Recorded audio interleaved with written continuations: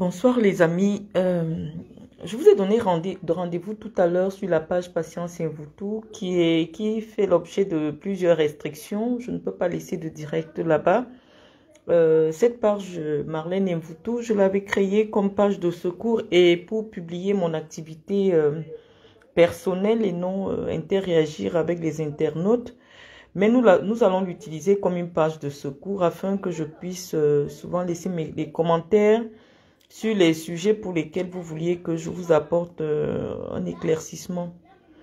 C'est vrai que j'étais happée par mon quotidien. Je n'ai pas trouvé un moment d'échanger avec vous, mais j'ai lu tous vos messages.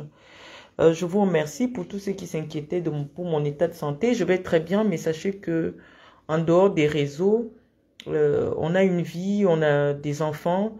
Et vous savez qu'en Europe, en ce moment, les enfants ne sont plus à l'école et donc il faut s'en occuper soi-même, il faut être avec eux. Et malheureusement, ça peut faire en sorte qu'on ne trouve plus de temps pour venir échanger avec vous sur les réseaux sociaux. Donc, je vais vous demander, malheureusement, étant donné qu'on va parler d'un sujet sensible, je vais vous prier de partager le direct, de le sécuriser parce que vous savez, j'ai déjà une page qui a déjà été attaquée et donc je voudrais pas perdre de celle-ci parce que cette page, c'est une page où j'ai des personnes qui me connaissent et c'est une page qui est très importante que j'avais pas réservée pour les directs des réseaux sociaux. Et donc, je vais vous donner mon avis rapidement et par la suite, peut-être que je vais effacer parce que je ne compte pas utiliser cette page comme une page pour échanger avec des inconnus. Donc, bonsoir à ceux qui nous rejoignent. Bon, vous qui avez voulu savoir ce que je pense de la CENI à 15 000 francs CFA. Vous savez, les enjeux de la modernité font en sorte que lorsque l'on rend un outil moderne, ça a un coût. Vous ne pouvez pas demander à quelqu'un qui voyage avec le TGV en Europe de payer le même prix que celui qui voyage avec le TER. C'est-à-dire que pour ceux qui sont en Europe, parce que je sais que vraiment ceux qui critiquent le plus le Cameroun, c'est la diaspora. Ils sont dans un continent où ils sont dans des pays où les choses sont très avancées, où des gens ont des ambitions, une autre vision, ils sont peut-être passés à autre chose. Et donc c'est ceux-là qui critiquent le plus le Cameroun. Mais cette critique est nécessaire pour faire avancer les choses dans notre pays. Iris, s'il te plaît, avec ta copine, est-ce que tu peux fermer ma porte? Iris, Nana, s'il te plaît, ferme la porte. Donc voilà, donc je vous disais que mon avis en ce qui concerne la carte nationale d'identité à 15 000, je pense que lorsqu'on améliore l'outil technologique, lorsqu'on améliore la technologie, lorsqu'on améliore la qualité du service, forcément ça a un coût et ce coût va se répercuter.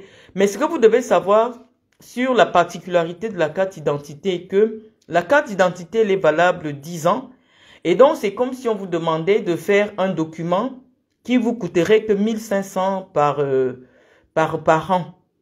1500 par an, à peine 150 francs par mois, lorsqu'on sait qu'au Cameroun, c'est le pays où on consomme le plus d'alcool. L'année dernière, les brasseries déclaraient avoir vendu pour près de 6 milliards de liquide de bière, 6 milliards de litres de bière. On se demande bien avec quel argent les Camerounais payent cette bière et pourquoi une pièce essentielle dans la vie d'un individu qui coûterait que 15 000 francs devrait poser problème. D'autant plus qu'aujourd'hui, lorsqu'il y a des concours administratifs, lorsque les gens vont faire des consultations dans des hôpitaux, dans certains hôpitaux comme l'hôpital général, je pense que la consultation, une seule consultation, c'est 10 000 francs. Et donc, je ne comprends pas pourquoi les Camerounais estiment que la carte d'identité est trop chère, alors qu'on a nettement amélioré la qualité du service, on a amélioré les délais d'exécution, les délais de délivrance des cartes d'identité. Moi, je pense que c'est salutaire. Et donc, le prix reste au niveau de la bourse des Camerounais, d'autant plus que c'est un document qu'on fait que tous les 10 ans. Maintenant, le gouvernement pouvait améliorer, tenir compte du pouvoir d'achat de certaines couches sociales en disant par exemple que la carte nationale d'identité était gratuite pour de 1 an à 15 ans, par exemple. Parce que il est temps aujourd'hui avec la protection de l'identité camerounaise que l'État encourage à ce que les Camerounais s'identifient le plus tôt possible. Comme nous voyons ici en Europe, dès l'âge de 3 mois, un enfant peut déjà avoir ses papiers, même à 1 mois, un enfant peut déjà avoir ses papiers d'identité. Donc, on pourrait plutôt aller dans le sens de rendre gratuit la pièce d'identité pour les mineurs au Cameroun et de la faire payer par les adultes à un certain prix, 15 000, et puis en cas de perte ou de renouvellement, qui est quand même un coût qu'on diminue parce que quelqu'un qui fait sa carte hier et qui la perd, qui revient la faire, l'État devrait quand même le soutenir en faisant peut-être moitié prix, mais on ne sait pas si les prix ont été adoptés. Je ne fais que commenter ce que vous allez laisser sur ma page Facebook.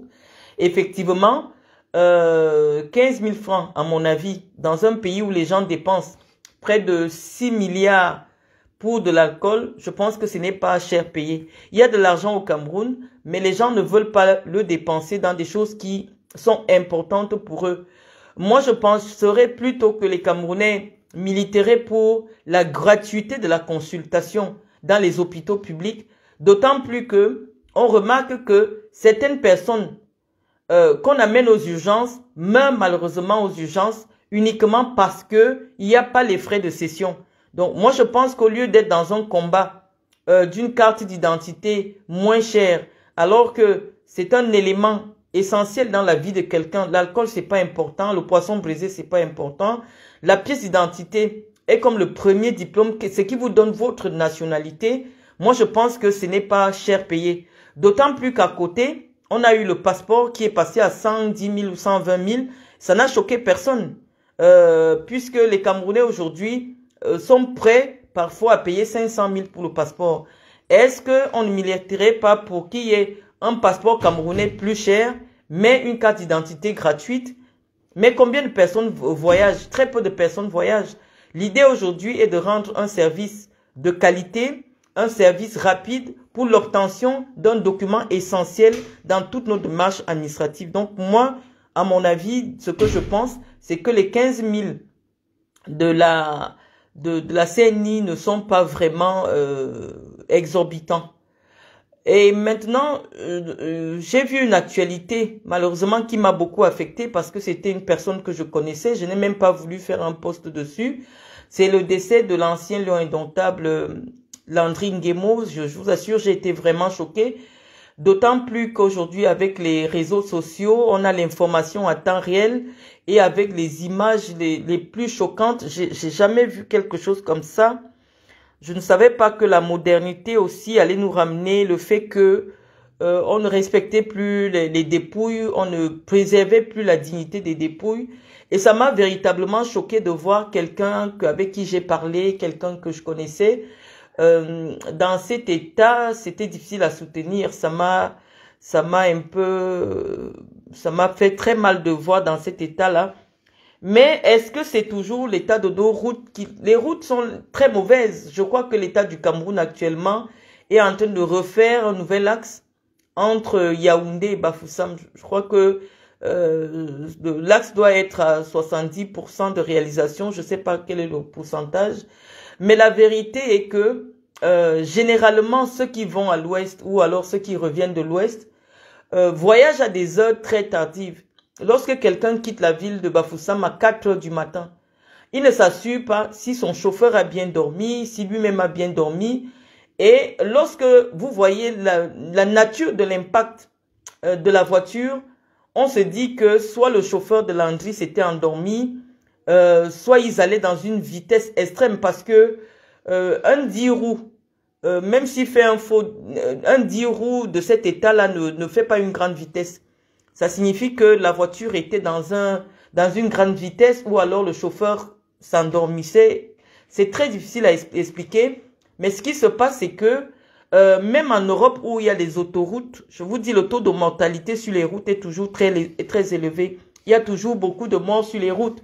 Malgré l'autoroute, malgré toutes les infrastructures qu'on peut vouloir. La route tue partout. Donc, c'est pas une affaire seulement qui est spécifique aux routes du Cameroun qui serait mauvaise. Mais c'est vrai que derrière, le gouvernement du Cameroun, en attendant, peut prendre des mesures préventives pour permettre à ce que les vies soient sauvées sur les routes du Cameroun. Je vais vous prendre un exemple.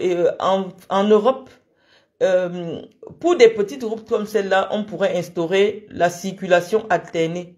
C'est-à-dire que d'une heure à une certaine heure, c'est que les voitures qui montent, et d'une heure à une autre heure, c'est des voitures qui descendent. Mais les Camerounais ne vont jamais accepter parce que les Camerounais sont trop pressés. On ne sait jamais où ils veulent partir, trop vite, trop tôt, trop non. Tout le monde veut toujours être trop pressé. Et donc, malheureusement, la précipitation, le fait d'être pressé, le fait de ne pas savoir gérer son temps, ça peut créer souvent des accidents pareils. Parce que si moi je dois voyager à 20 heures à Yaoundé, je ne sais pas pourquoi le jour d'avant je ne dois pas être à Yaoundé. Je ne peux pas partir de la région de l'Ouest à 4 heures du matin pour être à Yaoundé vers 11 heures et le soir à 20 heures je dois voyager. Mais nos frères ont l'habitude de faire ce genre de choses, quitter dans la nuit, voyager dans la nuit, arriver à Yaoundé au petit matin. Et le voyage de nuit sont toujours dangereux. Et les Blancs ont bien compris cela. C'est pour cela que vous verrez en Europe, à une certaine heure, on ferme l'autoroute. Parce qu'on estime que humainement, lorsque la luminosité a diminué, lorsque c'est l'heure où le corps s'endort naturellement, on ne peut pas permettre, parce qu'on ne peut pas mettre un gendarme derrière tous les conducteurs. Vous pouvez être prudent, mais quelqu'un s'endort au volant, il entre sur vous, vous allez mourir. Donc, la seule chose que les Français, les Européens font pour protéger les vies est de fermer les routes à une certaine heure. Et ils les ouvrent à une certaine heure pour garantir au moins que ceux qui doivent prendre les routes soient des personnes éveillées. Parce que laisser la circulation comme ça à X heure, 2 heures du matin, 3 heures du matin, les gens circulent, malheureusement, ça peut provoquer des accidents. Mais il y a aussi la fatalité de la vie. Comme on dit, chacun a déjà son moyen. Lorsque on croit en Dieu, on sait que malheureusement, il y a la fatalité de la vie. Quand on est né, on est déjà assez vieux pour mourir. On ne peut pas toujours chercher à expliquer la mort puisque la mort fait partie de la vie. Je sais que nous, les Africains, nous sommes tellement attachés à la vie. Or, nous croyons aux morts. Nous savons que les morts ne sont pas morts. Mais chaque fois qu'il y a une mort, les gens essaient toujours d'expliquer, de dramatiser. Non, la mort existe et chacun a le moyen par lequel il va partir sur cette terre. Ça peut être par l'accident, ça peut faire très mal. Ça peut être par la maladie, ça peut être par autre chose. Mais un humain, sa destinée est qu'un jour il naît et puis il va mourir. Mais n'essayons pas chaque fois, quand il y a une mort, les gens font comme s'ils n'étaient pas au courant que la mort existe. On essaie d'accuser tel. On ne dit pas que ces choses n'existent pas, mais même si Dieu permet que ces choses existent, c'est parce qu'il dit que pour un but, pour qu'il y ait un but, il faut un moyen. Si tu dois mourir, on va aller appeler ton Satan de venir se mettre sur ta route pour que tu meurs. Donc il y a plein d'éléments que j'ai rappelés ici, à savoir le respect des dépouilles. C'est pas parce que vous avez un téléphone, vous pouvez transmettre une information sans pour autant aller filmer la dépouille de quelqu'un. Je trouve que vous ne vous rendez pas compte que toutes les images qui restent que vous envoyez sur Internet resteront toute la vie. Et personne ne veut voir son proche parent dans ces conditions. J'ai vu, ça devait être le chauffeur de l'Angry avec les pieds carrément écrasés. Les gens ont filmé. C'est très douloureux. C'est vrai que avec les téléphones, il y a des reporters d'un nouveau genre. Mais je vais vous exhorter, chers frères africains, parce que ce n'est que vous qui faites ce genre de choses.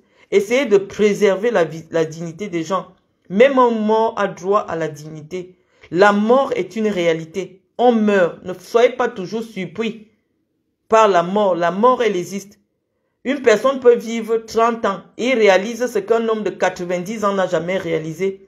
Et je pense que le jeune Landry nous a apporté la preuve que la vie peut être courte, mais enrichissante. Il a tout eu, il a tout fait. Et donc, si Dieu a estimé que sa vie, il avait réalisé tout ce qu'un être peut réaliser en très peu de temps, il allait se reposer. Et donc, nous devons respecter ça. Nous devons rendre gloire aussi au Seigneur pour la vie qu'il lui a donnée et pour l'empreinte de sa vie qu'il a laissée sur la terre. Au lieu de commencer à épiloguer, de chercher à politiser tout, non.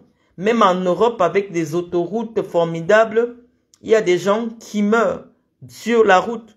On ne vous a pas dit, regardez les taux de la mortalité sur les routes en France.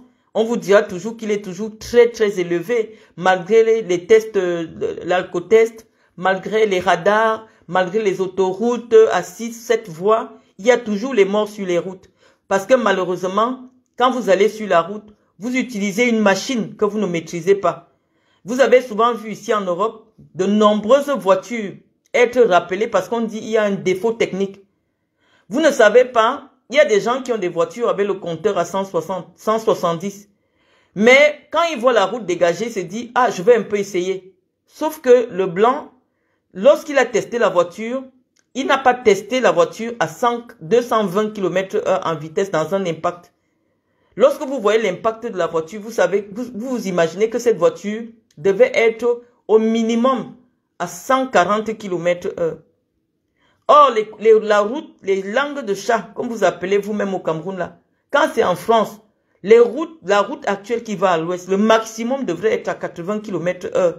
Mais personne n'accepterait faire 7 heures de route entre Yaoundé et Bafoussam. Personne ne peut accepter faire 7 heures de route.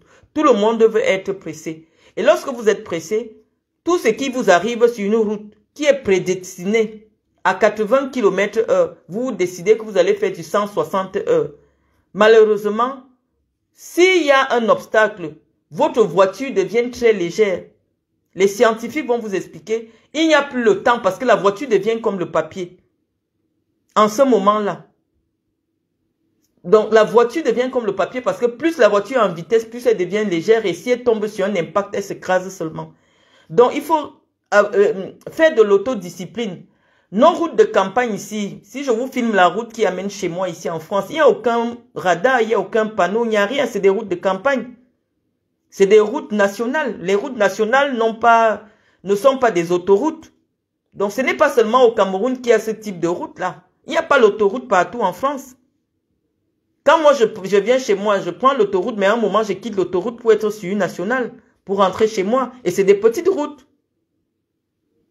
Mais consciemment, vous devez vous dire que lorsque la route devient petite, pour que la voiture soit lourde et que je puisse maîtriser mon frein au moment où je vais vouloir freiner, ma voiture ne doit pas être en excès de vitesse. Puisque lorsqu'une voiture est en excès de vitesse, pour la freiner, c'est très compliqué. On vous prend l'exemple du TGV. Quand on lance le train en TGV, je vous dis, on commence à le freiner pour qu'il s'arrête à Paris. On commence à le freiner même à 100 km de Paris pour qu'il vienne s'arrêter à Paris. Parce que quand c'est lancé, pour freiner, c'est très compliqué. On vous dit que lorsqu'une voiture est en vitesse, quand elle freine, elle fait même encore 3 km avant de freiner. Parce qu'elle est dans une grande vitesse. Et donc, la vitesse, ça tue. Le fait d'être pressé, de dire que oui, moi je fais Yaoundé-Douala à 1h30 minutes, j'ai une bonne voiture. Non, ces voitures sont conçues pour des routes spécifiques. Vous ne pouvez pas acheter des voitures qui sont destinées pour des routes européennes, vous amener au Cameroun et vous voulez rouler comme si vous êtes en Europe. Non, adaptez-vous. Les routes nationales au Cameroun sont les mêmes que les routes nationales en France. Ceux qui veulent toujours amener le débat dans le sens de dire que les politiques camerounaises ne font rien. Non. Quelqu'un qui voyage avec l'autoroute en France dépense en termes de péage au moins 120 000 pour faire 300 ou 400 km. Il dépense beaucoup d'argent aller-retour. Si on vous demande de commencer à payer le péage à 15 000, vous serez encore les premiers à dire non, comment on peut mettre le péage à 15 000? Or, c'est les prix, le coût d'un péage, c'est-à-dire l'entretien, la surveillance, la qualité, la fiabilité, ça a un coût. Comme je vous disais tout à l'heure en ce qui concernait la carte d'identité. Lorsque vous n'avez pas les moyens, contentez-vous et adaptez-vous à ce que vous avez. Parce que l'autoroute viendra aussi avec des taxes relatives à l'utilisation de ce type d'équipement-là. Donc, moi, je pense que c'est inutile de toujours mettre la politique partout, là où on peut simplement faire de la sensibilisation, là où on peut simplement dire aux Camerounais, écoutez, la France a pris 200 ans avant d'avoir sa première autoroute. Le Cameroun n'a même pas encore 100 ans après son indépendance. Il n'y a pas encore 100 ans. Il y a des choses qui arriveront, certes, mais pour le moment, essayons de bien utiliser ce que nous avons déjà sur place. Ça n'a rien à voir avec le soutien à un tel ou un soutien. Non, c'est juste une conversation humaine que j'ai avec vous. Et ceux qui veulent comprendre, comprendront. Que n'essayons pas toujours de politiser tout. Oh, le Cameroun tue les routes font... Non. Vous prenez la même voiture en France. Vous mettez à 130 km/h. La voiture commence à faire comme si c'est le papier. Essayez de freiner votre voiture quand elle est à 130 km/h sur l'autoroute en France. Vous allez voir que vous allez freiner au moins à 2 km. Donc, c'est de la technologie. Et une technologie que vous, les Africains, vous n'avez pas fabriquée. Que vous ne maîtrisez pas. Vous ne maîtrisez pas ces technologies. Et puis après, derrière, oui, Landry, c'était quelqu'un d'une humilité extraordinaire. C'était quelqu'un qui était d'une humilité extraordinaire. C'est bien de construire les maisons. Mais c'est toujours bien aussi de s'entourer des éléments qui peuvent nous protéger. Parce que moi, je pense que un Range Rover aurait peut-être mieux supporté d'un impact qu'une voiture, une Vitara. La Vitara, la qualité de cette voiture, c'est comme du papier, c'est des voitures de ville. Ce ne sont pas des voitures pour faire la ligne. Lorsque vous voulez déjà faire 500 km, les petites Vitara, là, c'est des voitures de ville. N'utilisez pas le taxi. Les petites voitures, là, pour aller sur la route de l'Ouest, vous allez rester. Parce que là, c'est très long. Vous ne pouvez pas faire 800 km dans des petites voitures. Essayez un peu de comprendre l'utilisation de ce que les Blancs vous envoient. Vous ne verrez jamais quelqu'un avec une petite voiture de ville. C'est pour ça qu'ils appellent ça les voitures de ville. Des voitures pour faire les petites courses à l'intérieur. Toi, tu décides que c'est avec ça que tu vas faire la ligne. Tu vas faire les grands axes. Ça va te laisser en route. Lorsque on aime la voiture, qu'on essaye de faire la route avec la voiture, soit on est dans le bus, mais ça ne veut pas dire qu'on ne meurt pas dans le bus, soit on achète une voiture qui est conséquente. Il y a des voitures qui sont beaucoup plus solides, non seulement pour arpenter les routes du Cameroun, mais pour mieux se protéger en cas d'impact. Donc, c'est mon avis, tout en acceptant la fatalité de la vie, en disant que chacun a son jour.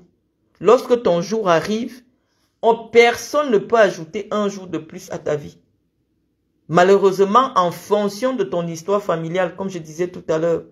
Parce que malheureusement, nous sommes des Africains. Et en tant qu'Africains, il y a des rites qui existent chez nous et qui peuvent remonter jusqu'aux ancêtres que nous n'avons pas connus, qui font que certains accidents de la vie nous arrivent. Par exemple, le fait d'avoir un parent qui est décédé par accident, c'est pas quelque chose d'anodin.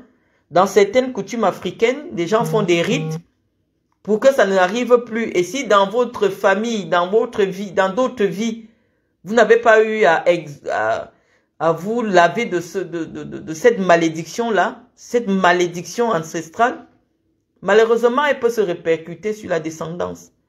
Et donc, ce propos me permet de terminer sur le petit commentaire que j'ai fait sur ma page en ce qui concerne Brenda. Vous voyez, je suis obligée de courir. Ce matin, vous avez partagé massivement la photo de Brenda qui a décidé de montrer au monde son orientation sexuelle. Et j'ai essayé de vous expliquer en quelques lignes. J'ai essayé de vous expliquer que Brenda Biya, de par ses origines, est française. C'est-à-dire qu'elle a la nationalité française. Qu'on le veuille ou non, elle n'est pas uniquement camerounaise. Je vois le prisme sous lequel les blogueurs camerounais essayent d'analyser son coming out, j'ai simplement dit, Brenda Biya a un quart de ses gènes qui sont occidentaux. Et en Occident aujourd'hui, on a reconnu scientifiquement que l'on ne décide pas de devenir homosexuel. C'est ça que vous devez comprendre, vous les Africains, nous les Africains. Nous devons comprendre que c'est une grande souffrance. Ce n'est pas uniquement du plaisir parce que la sexualité d'un être humain détermine l'essentiel de sa vie. C'est Freud qui le disait.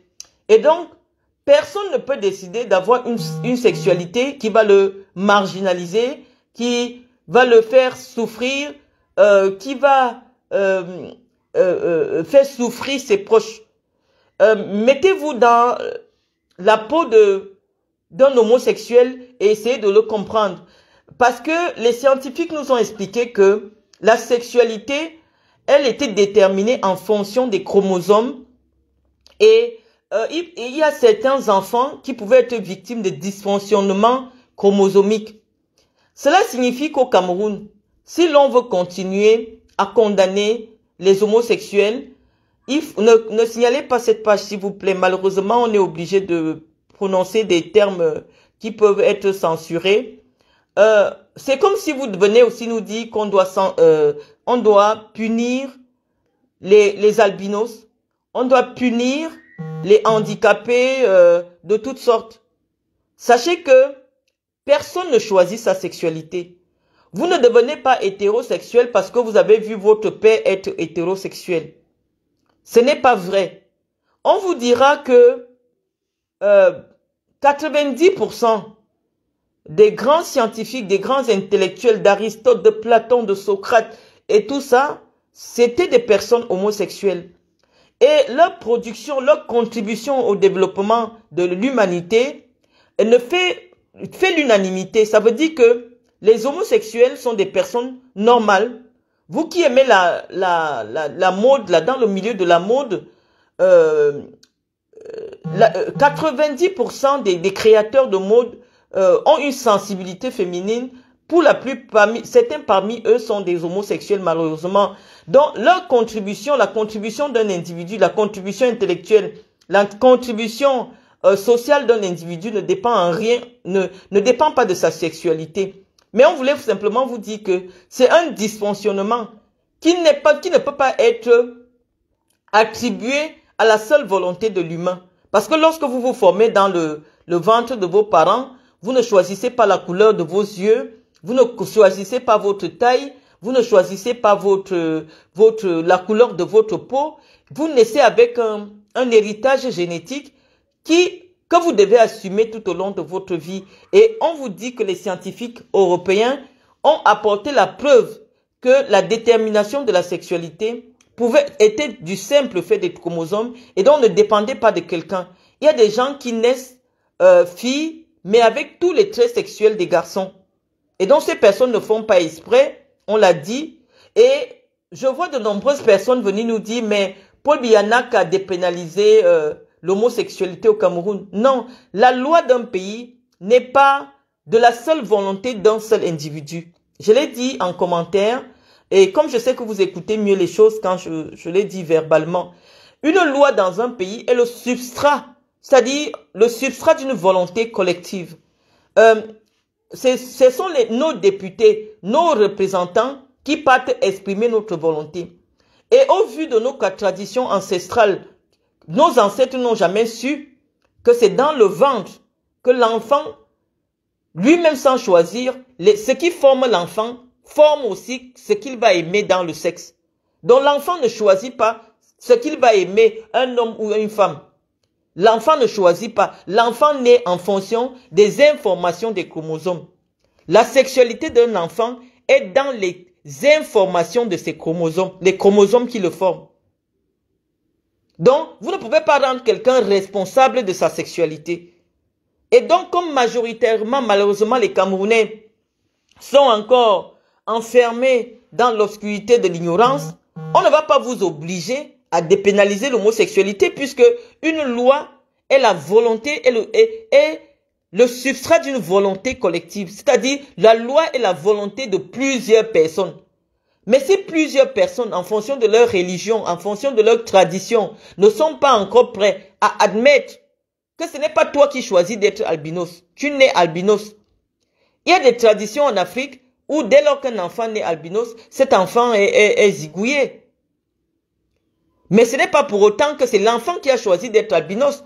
Si vous considérez que l'homosexualité aussi est pareil, puisque c'est la vérité scientifiquement établie, Que rien n'explique pourquoi, malheureusement, un enfant qui naît dans un couple d'hétérosexuels pur et dur devient efféminé, devient homosexuel ou devient masculinisé. On vous explique, les scientifiques vous disent que malheureusement, il peut avoir des dysfonctionnements au moment où un enfant se forme dans le ventre. Et Freud va même plus loin lorsqu'il explique que la première sexualité d'un enfant est l'homosexualité. C'est-à-dire que l'enfant découvre la sexualité par l'homosexualité en étant d'abord attiré par les enfants de même sexe que lui. Ça, c'est scientifique. Et parce que la science a tellement été avancée en France, en Belgique et partout, on a dit non, nul ne peut être tenu pénalement responsable de quelque chose qu'il a acquis dans le ventre de sa mère. C'est comme si on disait aussi qu'on va commencer à envoyer tous les séropositifs en prison. Donc je dis que c'est de l'obscurantisme qui fait en sorte aujourd'hui que les populations camerounaises, malheureusement, face à ce qu'ils y considèrent comme étant de l'abomination, continuent de penser que le Cameroun ne peut pas être un pays où on dépénalise l'homosexualité.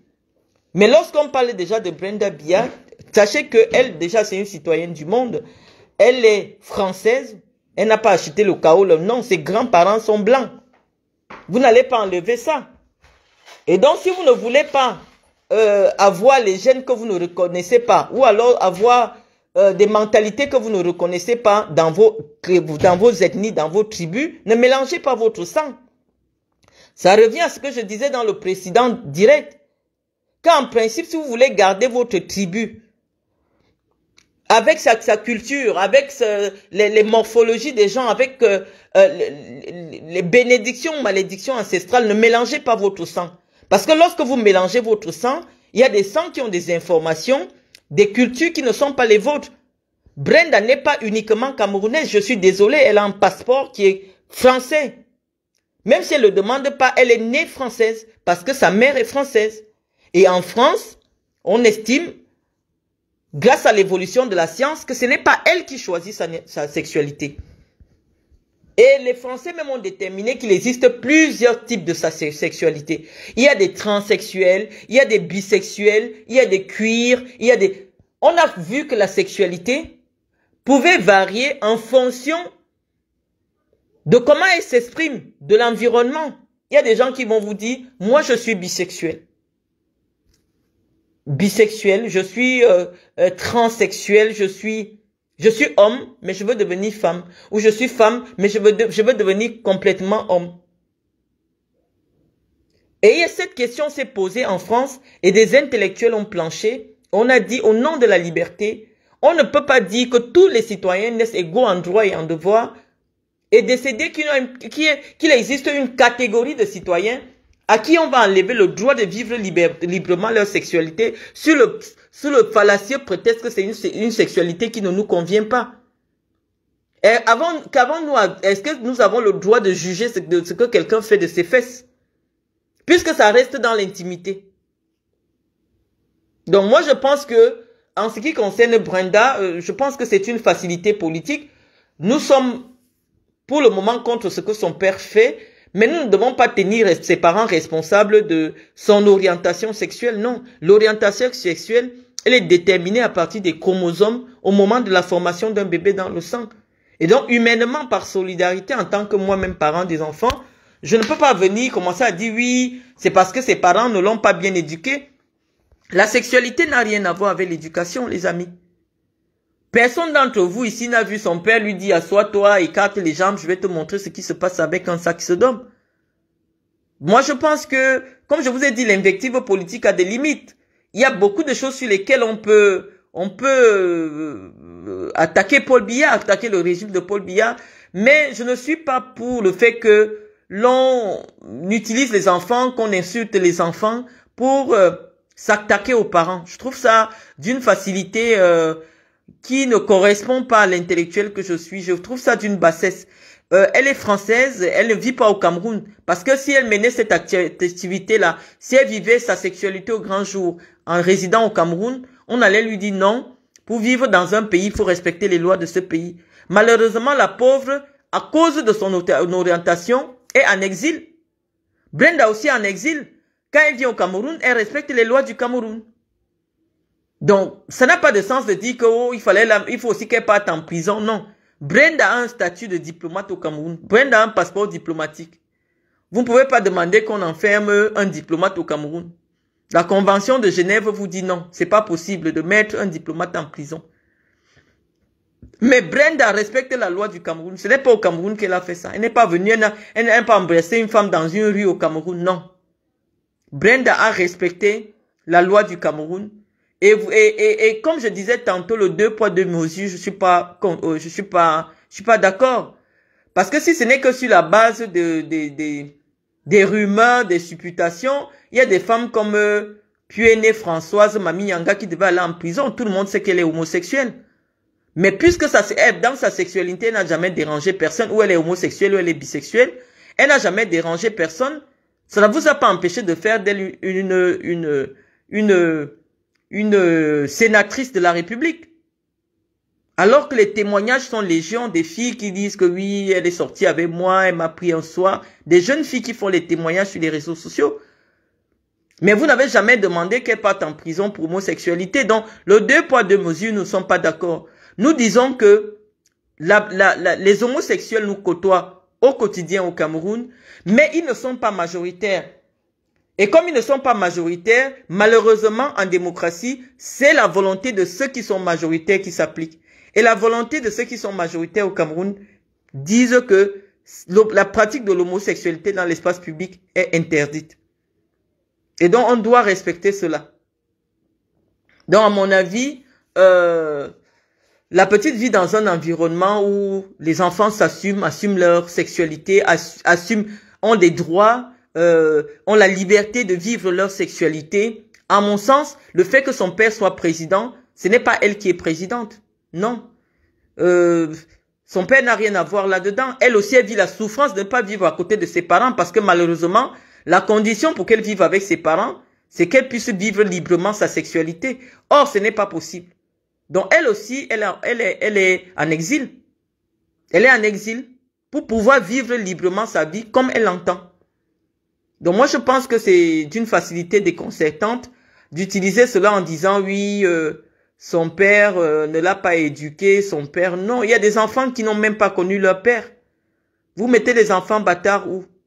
Il y a des enfants qu'on a jetés dans la poubelle qui n'ont connu aucune éducation, mais c'est pas pour autant qu'ils sont homosexuels. Vous mettez les enfants de la rue où? Des enfants qui sont à 4, 5, 6, 7 ans, ils sont déjà des enfants de la rue. Ceux-là n'ont aucune éducation, mais on vous dira pas qu'ils sont homosexuels. Comme pour vous dire que la sexualité et l'éducation n'ont rien à voir ensemble. On vous dira même que c'est dans le nombre de prêtres homosexuels qu'on a découvert dans l'église catholique, vous font bien comprendre que l'homosexualité n'est pas toujours du côté de ceux qui sont dévergondés ou qui l'assument publiquement. L'homosexualité aussi, ça se trouve à l'intérieur de l'église. L'homosexualité, ça se trouve à l'intérieur de ceux qui vous font des leçons à longueur de journée. Donc moi, je pense que nous devons éviter de mêler les enfants dans nos combats politiques, parce que les enfants n'ont rien à voir là-dedans. Moi, je sais que c'est une grande souffrance d'avoir un père qui a de grandes responsabilités et qui met sa vie de famille entre parenthèses pour s'occuper d'un pays, et ce depuis 42 ans. C'est pour ça que nous avons demandé à Paul Biya d'aller se reposer. Il n'a pas eu le temps de vivre sa vie. Nous le disons tous les jours, mais nous n'allons pas profiter de cette occasion pour venir verser notre bile sur une petite fille. On a souvent eu des choses à reprocher à Brenda Biya qui ne fait rien pour passer inaperçue, mais c'est une célébrité. Elle vit avec une célébrité. Moi, j'ai vu des articles de presse sur Brenda dans des journaux brésiliens. Elle est présentée en tant que l'époux ou l'épouse de la célèbre mannequin. Donc, c'est une personnalité publique qui vit dans un monde moderne où des gens avec qui elle n'a rien à voir en commun se retrouvent en train d'espionner son Instagram ou je sais pas quoi, par quel biais elle communique, et se mettent à donner des jugements. Vous ne pouvez pas demander à quelqu'un qui ne vit pas dans votre pays de respecter la loi de votre pays. Ça n'a pas de sens. Et c'est ce que je vous dis tantôt. Lorsque quelqu'un commet une infraction hors du territoire du Cameroun, il ne peut pas être tenu pour responsable au Cameroun. On le dit tous les jours. Qu'il y a un lieu pour que il y a un lieu, le lieu de commission d'une infraction est importante pour que le tribunal ou la loi de ce pays puisse connaître, ou alors les tribunaux puissent connaître de cette infraction-là. Quelqu'un en France ou à Genève, elle commet une infraction, vous demandez qu'il faut qu'elle vienne faire la prison au Cameroun. Est-ce que ça a un sens? Donc voilà les amis, j'étais au pas de course. J'ai essayé de vous dire ce que je pensais de toute cette actualité. J'espère qu'elle va vous aider. Ce que je vous ai dit va vous aider. Mais comme je vous dis, c'est l'été. Hein. Il fait très chaud, il fait très bon. C'est le moment pour nous de nous promener. On vit dans un pays où pendant 9 mois, sortir c'est difficile. Dans les 3 petits mois où il y a le soleil, c'est le moment que nous profitons pour être aussi avec nos enfants, pour faire, pour vivre un peu normalement en attendant que le foie revienne dans 3 mois. Donc malheureusement, je serai pas très présente tout le temps pour vous sur mes pages Facebook. Mais je vous remercie de vous préoccuper pour moi. Je vais très bien. Et malheureusement, comme il fait chaud, même s'asseoir et faire un direct, ça devient pénible. Donc sur ce, les amis, je vous souhaite une très belle soirée. Je ne sais pas si j'ai oublié quelque chose parce que je ne vois pas vos commentaires. Mes pages sont extrêmement restreintes. Je vois pas vos commentaires. Oui, je vais peut-être laisser un petit mot à l'attention de Madame Chapuis qui tout le temps essaie de me citer dans ses directs. Guylaine Chapuis, vraiment, ma mère, je sais pas quel âge tu as, mais ça se voit que tu as atteint les 70 ans. Et quand je vois les 5 mois de clash que tu as passé avec moi et ce que tu es devenu, moi je veux plus clasher avec toi parce que je ne veux pas avoir ta mort sur ma conscience. C'est très difficile de voir quelqu'un sombrer comme ça à vue d'œil. C'est-à-dire, non seulement les gens ont découvert que tu es une mythomane, tu mens surtout, ça devient même vulgaire et risible, mais en plus de ça, le fait que je te fasse douter de ton estime de toi, tu allais détruire ton visage. Tu ne ressembles plus à rien, ça me fait de la pitié. J'ai même pitié de toi. Donc, Madame Chapuis, ne parle plus de moi, trouve quelqu'un d'autre. Je t'ai dit, j'ai été formée pour communiquer et je connais les dégâts de mon propos sur un individu. Je ne communique pas souvent pour les individus, mais lorsqu'un individu vient m'interpeller, il faut que cette personne soit sûre d'être solide mentalement. Parce que ce que je dis laisse beaucoup de traces. Donc, il faut faire attention. Ne joue pas à la jusqu'au boutiste dans ton clash avec moi parce que je vois tous les dégâts que ça cause, mais en 5 mois de clash, tu es devenu l'ombre de toi-même. Je voudrais plus que tu parles de moi. Je veux plus que les clasher avec toi. Donc, sur ce, les amis, bye bye et puis à une autre fois.